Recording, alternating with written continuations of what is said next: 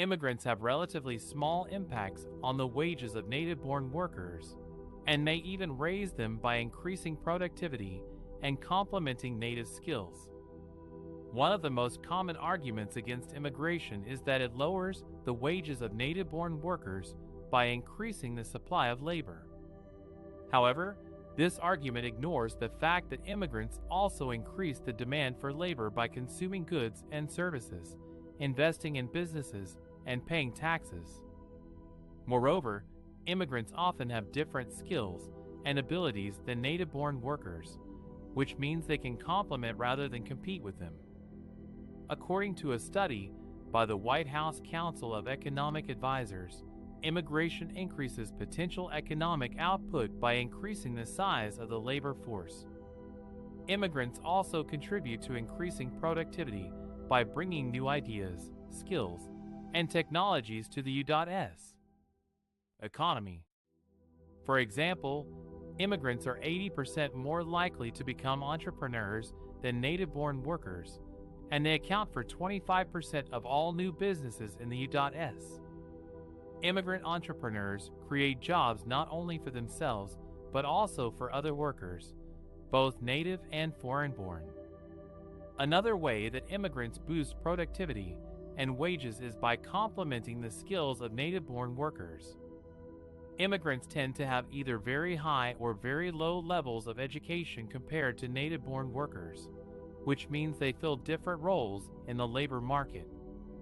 For instance, highly educated immigrants often work in science, technology, engineering, and mathematics (STEM) fields, where they help generate innovations and patents that benefit the whole economy.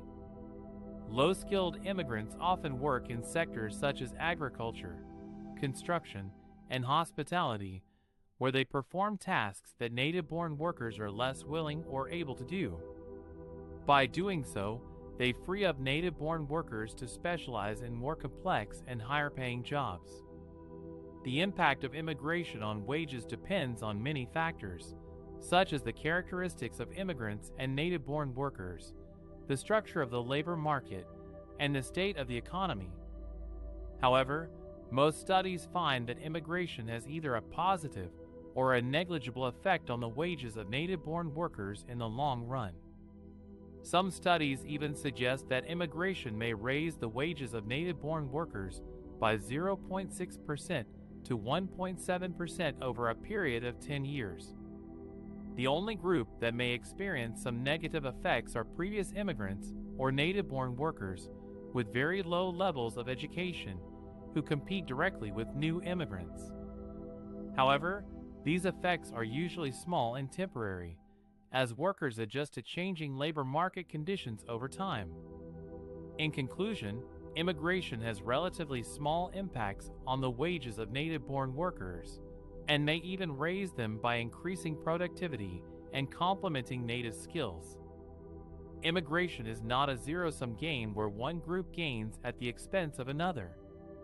Rather, it is a win-win situation where both immigrants and native-born workers benefit from a larger and more dynamic economy.